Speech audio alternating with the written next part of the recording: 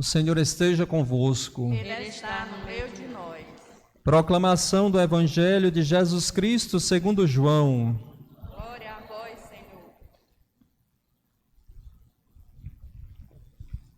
Naquele tempo, disse Jesus a Nicodemos: do mesmo modo como Moisés levantou a serpente no deserto, assim é necessário que o Filho do Homem seja levantado, para que todos os que nele crerem tenham a vida eterna. Pois Deus amou tanto o mundo, que deu o seu Filho unigênito, para que não morra todo aquele que nele crê, mas tenha a vida eterna. De fato, Deus não enviou o seu Filho ao mundo para condenar o mundo, mas para que o mundo seja salvo por ele. Quem nele crê não é condenado, mas quem não crê já está condenado, porque não acreditou no nome do Filho unigênito. Ora, o julgamento é este: a luz veio ao mundo, mas os homens preferiram as trevas à luz, porque suas ações eram más. Quem pratica o mal odeia a luz e não se aproxima da luz, para que suas ações não sejam denunciadas. Mas quem age conforme a verdade aproxima-se da luz, para que se manifeste que suas ações são realizadas em Deus. Palavra da salvação. Glória a vós, Senhor. Que se prenda minha língua ao céu da boca, se de ti, Jerusalém, eu me esquecer. Que se prenda minha língua ao céu da boca, se de ti, Jerusalém, eu me esquecer. Meus irmãos e irmãs, estamos nesta caminhada quaresmal, os 40 dias que o Senhor nos oferece, em preparação para celebrarmos bem a Páscoa.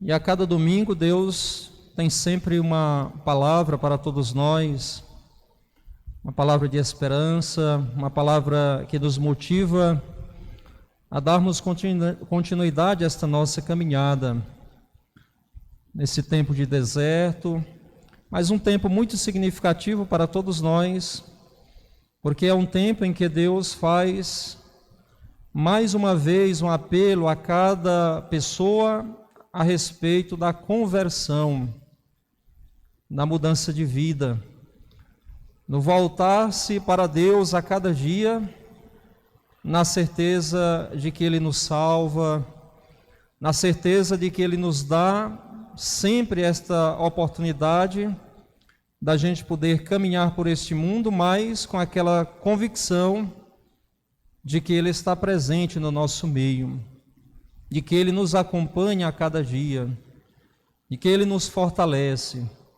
E como é importante a gente poder participar da celebração da Santa Missa e sairmos mais fortalecidos na fé, com mais esperança, ao iniciarmos mais uma semana, que esta semana seja uma semana bem iniciada, porque aqueles e aquelas que buscam a Deus, com certeza, apesar das dificuldades, dos desafios de cada dia, mas é claro, a gente vai vencendo todas essas dificuldades, porque se nós temos Deus no coração, se nós temos aquela convicção de que Deus está presente nesta nossa vida, com certeza a vida que nós levamos a cada dia vai se tornando uma vida diferente, uma vida cheia de graça, uma vida cheia de Deus, e eu acredito que é isso que todos nós desejamos ao procurarmos a casa de Deus,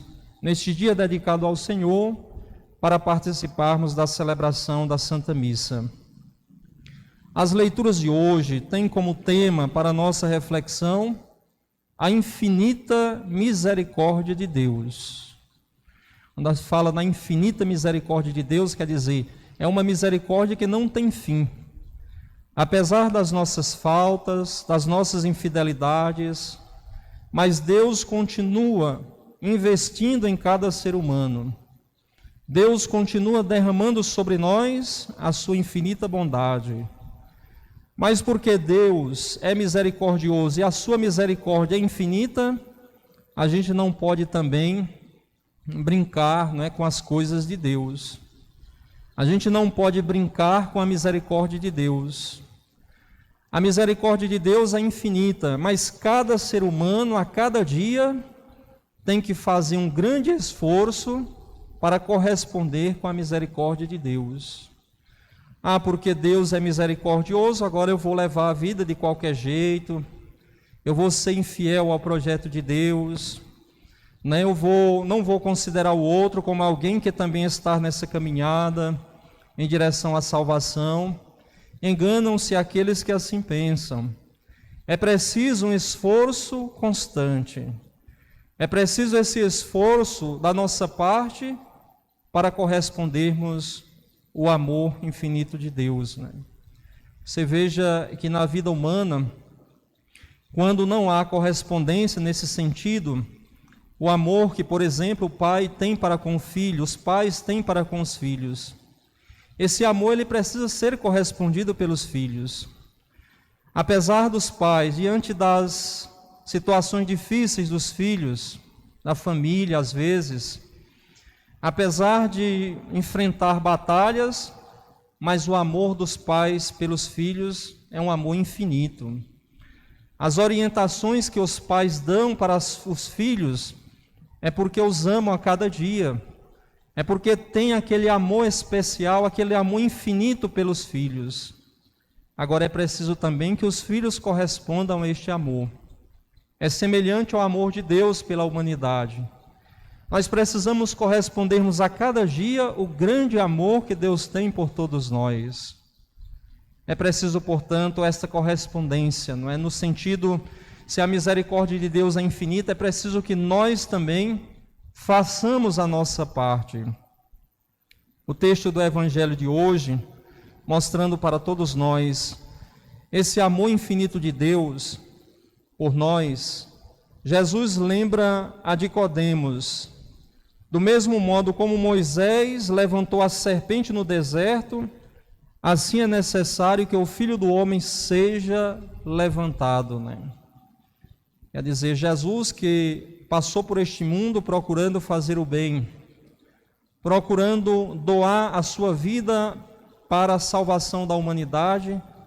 Este amor ele foi infinito a ponto de doar a sua própria vida, sendo crucificado numa cruz para salvar a humanidade.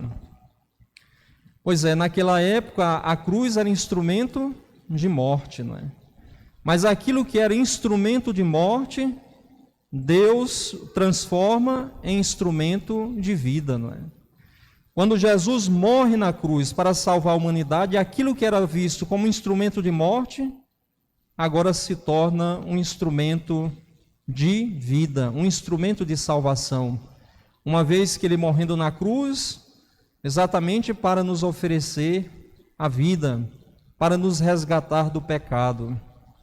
Então é feita esta comparação. Naquela época, as pessoas que eram picadas por serpentes, por cobras, foi erguido uma cobra numa haste, Moisés ergueu a cobra numa haste, e todos aqueles que eram picados por serpentes venenosas, quando olhava para aquela serpente que estava pendurada numa haste, ali era sinal de que seriam curados. Quer dizer, a mesma coisa acontece quando nós olhamos para a cruz. Quando nós também somos atingidos pelo mal, quando nós estamos neste mundo, somos atingidos pelo pecado, nós somos convidados também a olharmos para a cruz que nos salva, lembrando que aquele que veio para este mundo doar a sua vida, ele passou pela cruz. E a cruz é sinal de redenção. Eu não sei se vocês sabem, mas o soro que é extraído para a cura, não é, do veneno que a serpente, ao picar uma pessoa, deposita no corpo, é aquele soro é tirado do mesmo veneno, né? Aquele soro é tirado do mesmo veneno da serpente. Parece assim contraditório, né? Algo que mata, agora é algo que se torna vida, não é? É assim que é feita essa comparação com esse instrumento que é a cruz. Algo que era símbolo da morte, agora se torna símbolo da vida. E dizia o texto do Evangelho: Deus enviou o seu Filho ao mundo, não para condenar o mundo, mas que para que o mundo seja salvo por meio do seu Filho Jesus. Coloca também que quem crer nele não é condenado, mas quem não crê já está condenado, porque não acreditou no nome do Filho unigênito.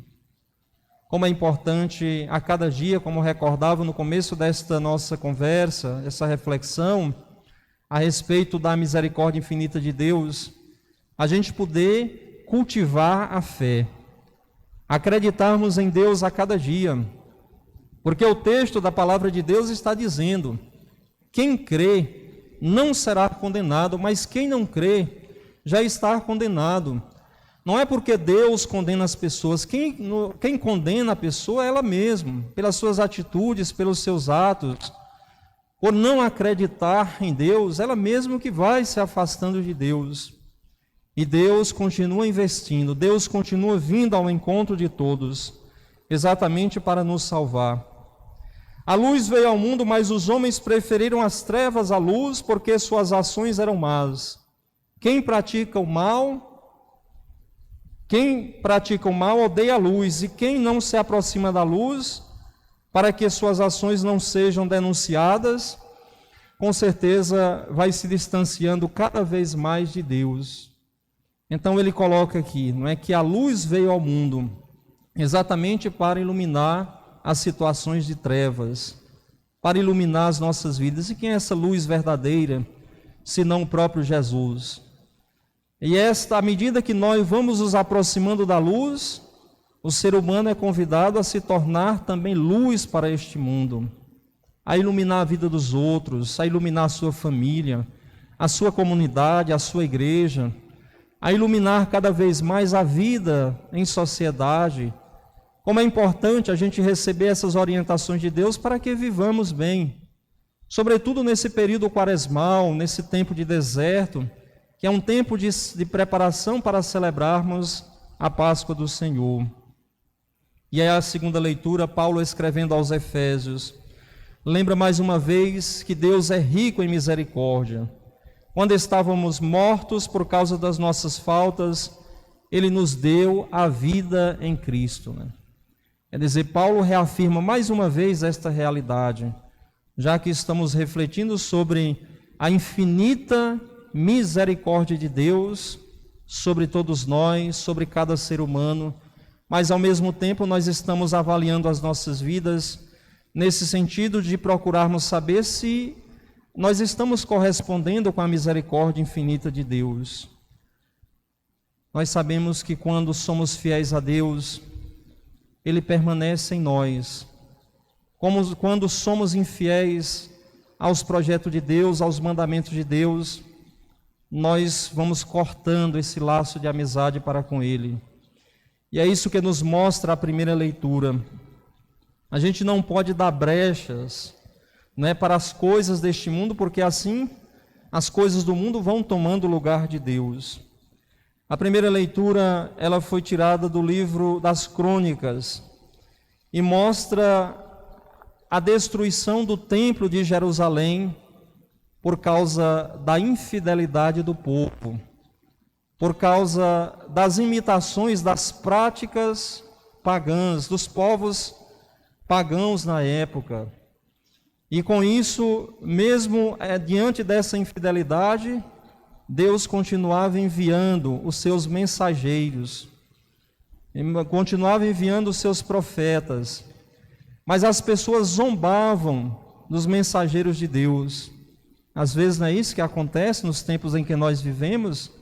Tem muita gente que zomba dos mensageiros de Deus, os que procuram viver a palavra de Deus, daqueles e daquelas que procuram ensinar os caminhos do bem, até mesmo dentro das nossas próprias casas, nas nossas famílias. Quantas resistências quando os pais procuram ensinar os seus filhos o caminho do bem, não é? Quando procuram ensinar as coisas de Deus, os valores eternos. Logo, essas famílias são taxadas de famílias atrasadas, que estão paradas no tempo, porque a coisa está cada vez mais moderna, o mundo não é mais assim. É claro, né, que as coisas estão modernas, mas diante da modernidade nós não podemos perder os valores eternos, valor à vida, o valor à família, o valor às coisas de Deus, né? Ninguém nunca pode deixar que em nome da modernidade a gente possa perder tantos e tantos valores importantes para a nossa salvação. É isso que nós precisamos tomar consciência a cada dia. Então zombavam, né, dos mensageiros de Deus, desprezavam as suas palavras, e Deus levantou-se contra o povo e não houve mais remédio. De tal forma que diante da desobediência houve a destruição do templo de Jerusalém. Os caldeus, povo na época, invadiram o templo de Jerusalém, derrubaram as paredes do templo, né, saquearam praticamente a cidade, guerrearam contra aquele povo, né, que por causa da infidelidade não estava levando em conta os ensinamentos de Deus. Você veja que poderá acontecer assim com as nossas vidas, com o nosso templo, não é? Com a nossa casa. Quando a gente é infiel, quando as pessoas são infiéis ao projeto de Deus, pode ser que o mal também destrua, né, o seu templo, a sua construção, os seus projetos, os seus bons propósitos. E está mostrando para nós nessa primeira leitura para que nós tomemos cuidado nesse sentido. Mas Deus continuava investindo, né? Deus continuava investindo. E diante dessa realidade de infidelidade, aí diz que o rei Nabucodonosor toma conta, né, daquele povo, e os que escaparam da guerra se tornaram escravos no Egito, foram escravizados. Dá para a gente pensar também nas muitas escravidões que existem nos nossos tempos. São muitas e muitas escravidões.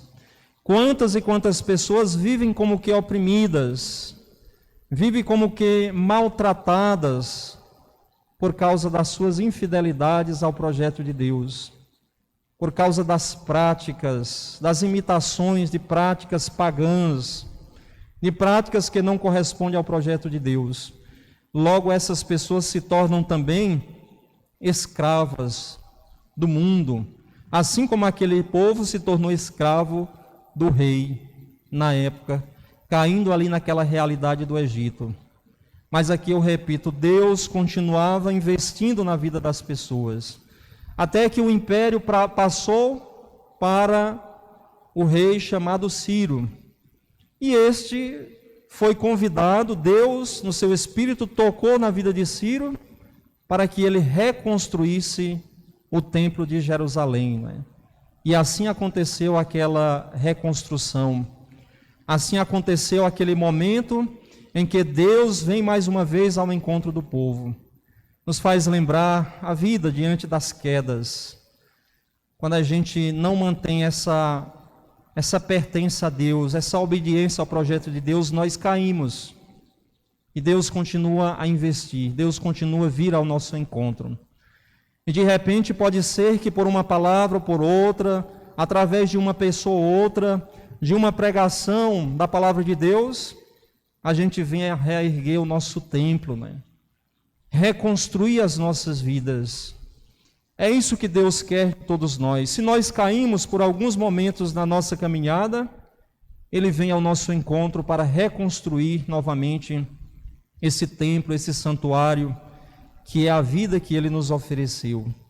Tenhamos a coragem de nos colocarmos diante dEle, nessa certeza de que a cada dia, escutando a palavra do nosso Senhor, nós vamos nos tornando luz para a nossa própria vida, mas também sendo luz para o mundo, no qual todos nós somos convidados a colaborarmos para a construção do mesmo.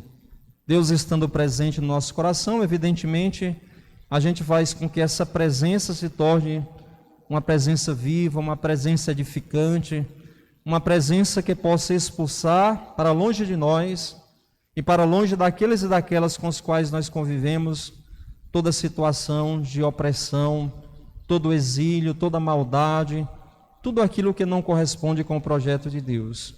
Louvado seja nosso Senhor Jesus Cristo. Para sempre seja louvado.